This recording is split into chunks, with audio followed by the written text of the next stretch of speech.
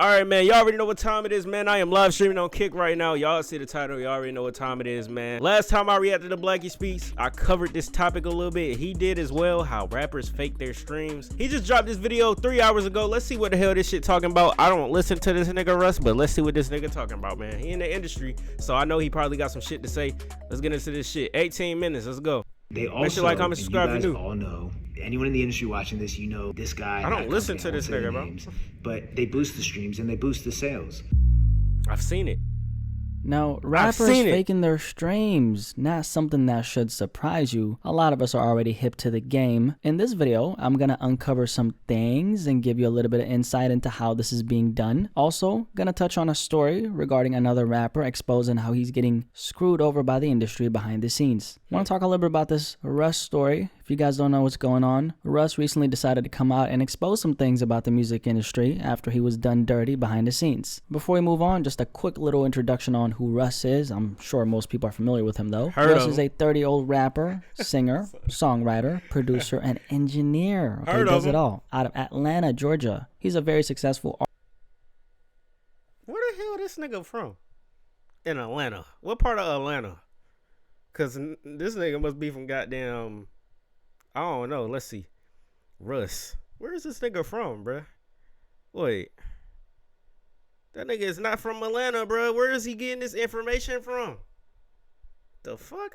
This nigga don't look like no Atlanta nigga. He probably just fucked up. Artist in the industry, has been going strong on a big level for over 7 years and has an extensive catalog and track record. Definitely one of the rappers who I want to say has almost the perfect career. He owns the majority of his masters, is completely self-made, has a strong fan base, sells out tours globally, you name it. Now the boy Russ recently ran into some trouble with the corporations of the industry, and he decided to expose it all. They play this man like the damn flute, and they were not expecting him to go off like this. They thought he would hold his tongue because that's what most artists do. And to be quite honest with you, that's probably what I would have done, because going against the industry in this fashion can sometimes be dangerous. Now, I'm not a conspiracy theorist. I, however, am a realist theorist, and I always like focusing on the things that are tangible and in front of us. However, when it comes to going against the music industry as an independent entity like Russ himself, you are opening yourself up for a lot of things that you might not necessarily want to deal with. When someone threatens the status quo and goes against the corporations, what tends to happen is they become an enemy of a bigger establishment. Now, Russ is someone who's secured his future. He's completely independent, doesn't depend on a major label to keep his business running, and so now he's at a place where he's speaking his truth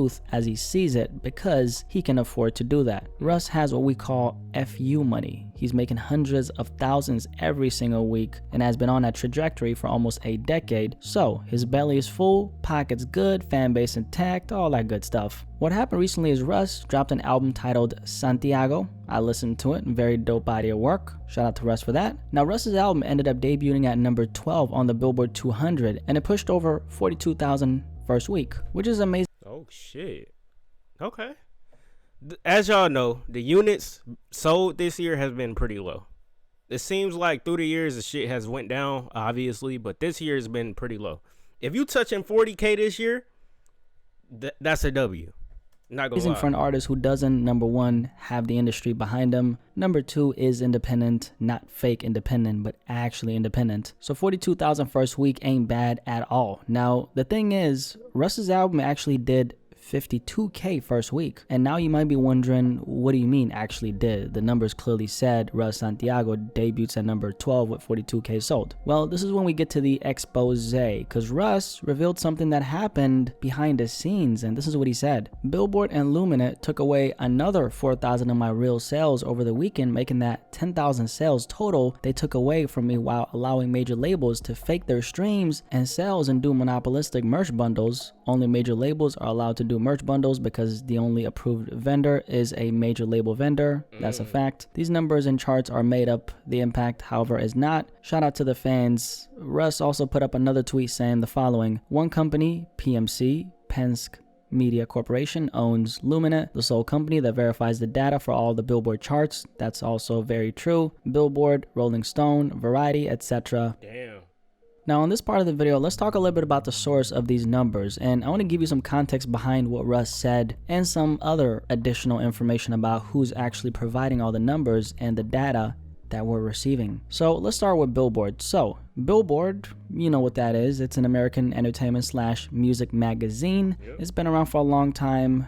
Now, here's the thing when it comes to Billboard, right? Billboard is owned by this company called Penske Media Corporation. Now, PMC, short for Penske Media Corporation, is a digital media publishing company based in Los Angeles. And this company owns over 20 of the biggest media companies in the music industry. Some of them include Billboard. Aside from that, they also own the Rolling Stone magazine. They also own Variety, and they also own the Hollywood Reporter. And they also own the very company that provides all the music and entertainment data in the music industry. This company is, or maybe I'm wrong. Where is this nigga from, bro? I know this off topic to the topic of the video, but is this nigga actually, bro? Hold on. Used to be called MRC Data, and it's a data and analytics provider for the entire music industry. Back in 2020, Penske Media Corporation and MRC formed a data joint venture and started going by PMRC. 2 years later, in March 2022, Penske MRC Data ended up coming together as one company and rebranded as Luminate. So right now, at this very moment in 2023, the company Luminate is a source for all the numbers you see in the music industry. This is where all the data is essentially coming from. So they have all the monopoly. And they happen to be owned by one company which owns the majority of the big media brands in the music industry.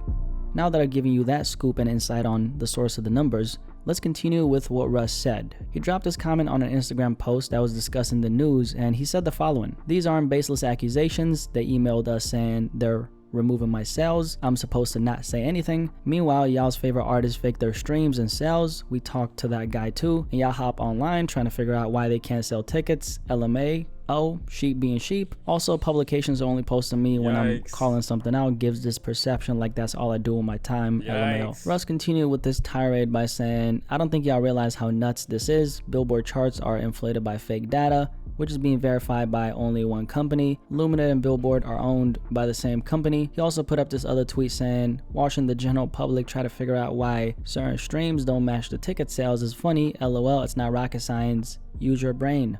Okay, with that, all right. This the only valid point I'm gonna make with fake streams. If you're a new artist getting signed by a label, it makes sense for their streams to be faked. It does from a business aspect, because if you sign somebody, boom, let's say a certain artist, one of y'all friends that signed to Atlantic Records or some shit like that, they get signed, and you see a major boost in their video streams, music video streams, music video views, and they streams. You're gonna be like, oh shit. You probably not gonna think about it being fake, but at the end of the day, it's fake. Now, if there was a certain way where the shit could be faked and then they still gain a fan base after that, which has probably been the case for a few artists where their streams have been faked in the beginning, and then after that they gained a fan base and then they views wasn't faked. Maybe, I don't know, but I understand it from a small artist point of view. But if you're a big ass artist, which we've seen, what was it, the song with Don Toliver? I forgot what it was. I forgot who was all on that song. Roddy Ricch probably, I'm not sure, but that shit had fake views. It had like 11 million views at the time, like, and then barely even 100,000 likes or some crazy shit. Russ also said, "I dedicated my life to music and spreading a good message, and corrupt corporations are stealing and sabotaging from me, and I'm supposed to shut up because overall my life is good. Man, LMAO, y'all can tuck your tail if you want. I'm not. I'm speaking up for the artists who can't." Russ also posted this video on his Instagram and said the following: "Making this video because the first week numbers are in. So first things first was showing y'all appreciation, but second thing is addressing the bullshit that's going on in the industry. So they've reported that I did 46,000. That's not true. I did 51,000. And it's really not so much about numbers why I'm like irritated with it. It's the fact that y'all are trying to diminish my impact and make it seem like my impact isn't really what it is. So they took away 5,600 of my sales on the grounds of, these are their words, that I'm not allowed to incentivize my fans to buy an album. And yet that is the definition of marketing. What? And what's strange about that is they allow merch bundles, but they only allow merch bundles if you use the one and only approved vendor, which is a major label vendor. So you can only do merch bundles, which is incentive to buy an album if you're a major label artist. So that's corrupt in and of itself. They also Also, and you guys all know, anyone in the industry watching this, you know this guy and that company, I won't say the names, but they boost the streams and they boost the sales. The industry allows for fake sales and fake streams to count, but my real sales of real people aren't allowed because I incentivize my fans to buy an album.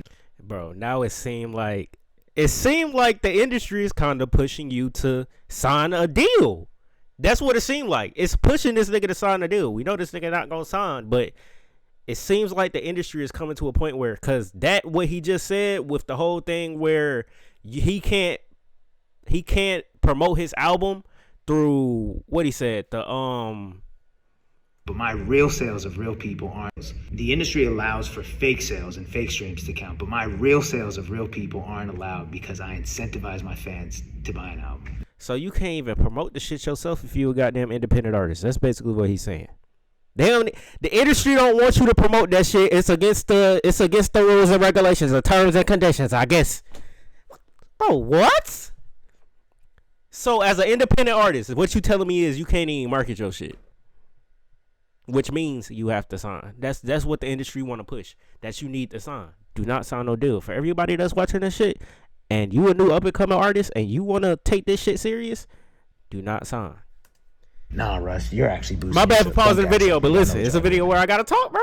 First of all, I want to take the time to salute Russ for having the confidence to go against these corporations. Just know that the game Russ is playing is, technically a really dangerous game because the music industry doesn't take anyone who goes against them lightly. Once you're an enemy, you're always going to stay. You're going to get blackballed, Russ is someone who's built up enough leverage for himself to the point where he's completely independent of the infrastructure the music industry has to offer. He's done a really good job at cultivating his own system outside of the industry. Russ used to be signed to a major label a few years back. He signed to Columbia Records back in 2016. After one of his records called What They Want started to gain traction, in his own words, Russ wanted to quote-unquote level the playing field by working with a major so he then could have his record pushed in the mainstream, cause Russ at the time was actually pulling in about 100K every single month. He was completely independent and was doing everything from his basement, and just based off of the checks from his streams combined, he was making 100 bands a month. Damn. So he was far from starving, which is the best place to be as an artist if you're ever thinking about signing, by the way. If you're gonna sign, wait until you're financially good. So if you sign, it's not because you're not financially good. So from that perspective, you have the confidence to walk away if it's a deal that's not really beneficial to your career, because most artists actually sign when they're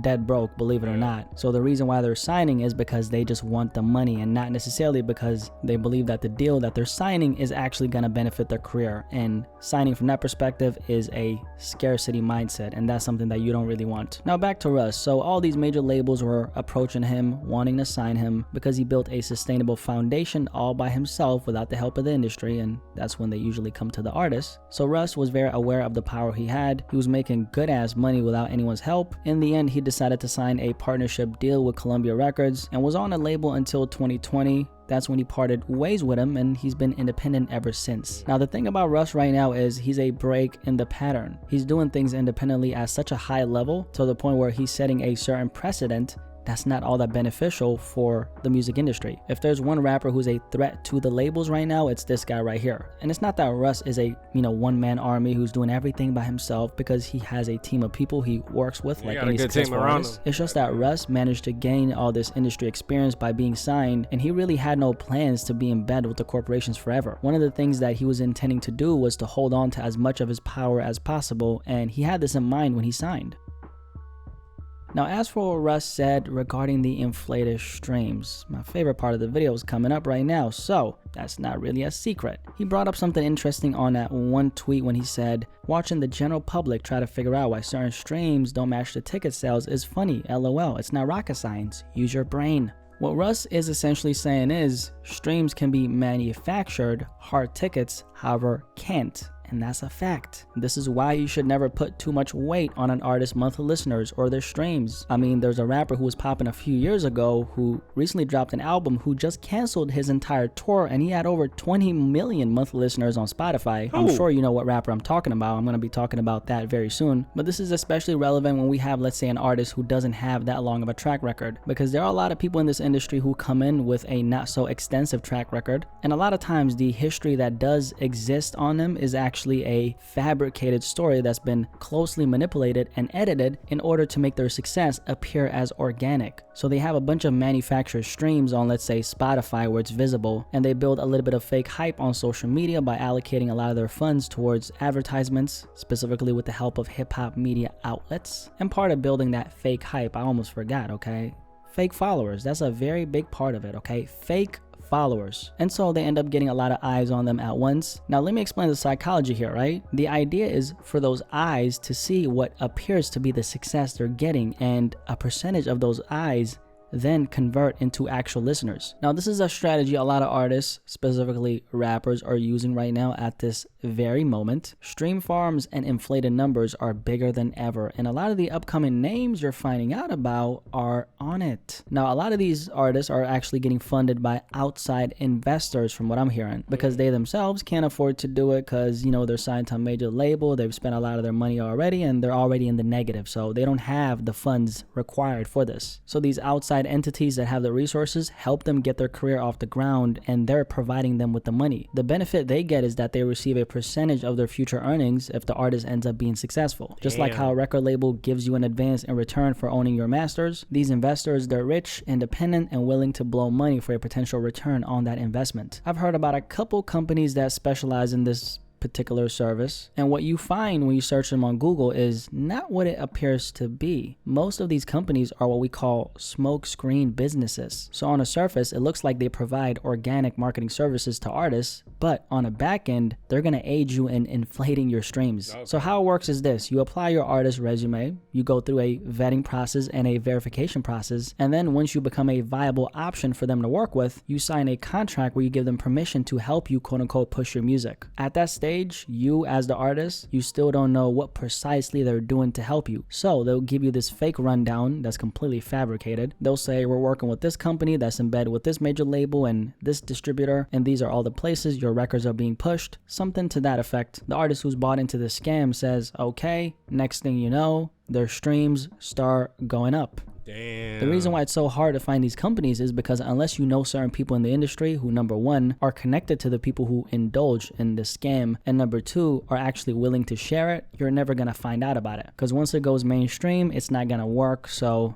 this is forever going to stay underground. These companies also don't work with everyone. Artists have to go through a lengthy vetting process to even be considered, because if they work with the wrong people who don't know how to keep things private, their cover is going to be blown. And a lot of these companies actually work under a lot of the major labels, okay, like some of the biggest labels. And this is something someone told me in confidence, and they allowed me to share it for this particular video. I'm not going to say no names, and please don't ask me what the company or anything like that is, because I'm not going to share it with anybody. Obviously. This is what I was told in confidence. Obviously. Also, I'm not trying to get sued, but this is very common, and a lot of the names that are popping right now have all done this. Like, they've all done it. But most rappers only use this as a crutch in the beginning, and so when the attention they start getting goes from fake streams to actual streams to fans, I just explained this shit. When you small, they fake your streams, right? Then you get a fan base. It equals the real streams, which equals the fans. That's what this is the technique right here that the industry uses, and expect for the shit to work.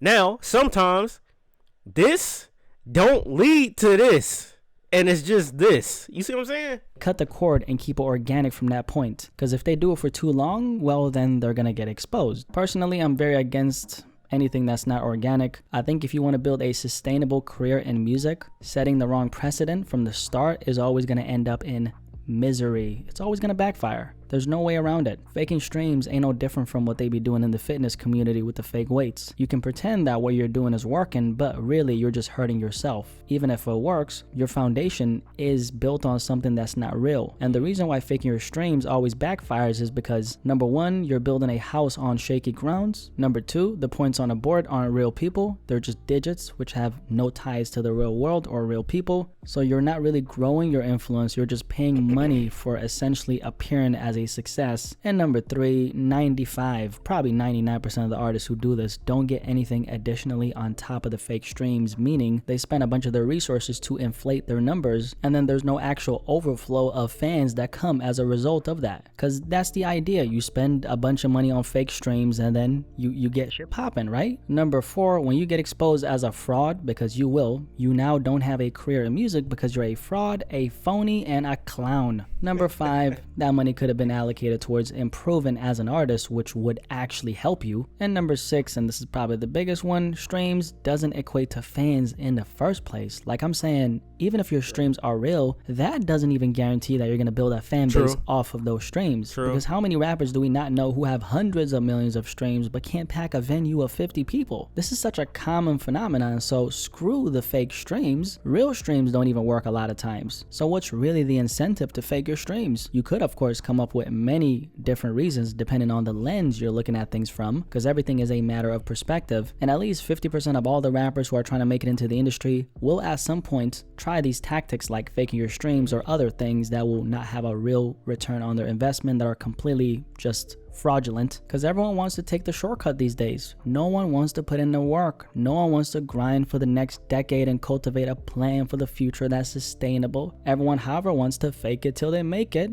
To each in his own. But I'm warning you, once you do this, there's no going back. You are officially a fraud, a clown, and a phony, and people love supporting authenticity. So you have no chance of maintaining a successful career in music because you're a fraud. To at least half of the upcoming rappers in the industry who are trying to make it, faking your streams sounds very tempting, but I'm telling you, it never goes the way you plan for it to go. The majority of the industry is in fact fake, so if they don't try to fake their streams, there's other things they're gonna indulge in. At the end of the day, the rappers who win in the end are guys like Russ, who never had it in his mind that he was gonna take a shortcut. He put in the work, he did his time, and now he's at a place where he has to answer to nobody but himself. No gimmicks, no shortcuts, just pure work. Nigga basically finessed this label. This the only nigga that no finesse this label.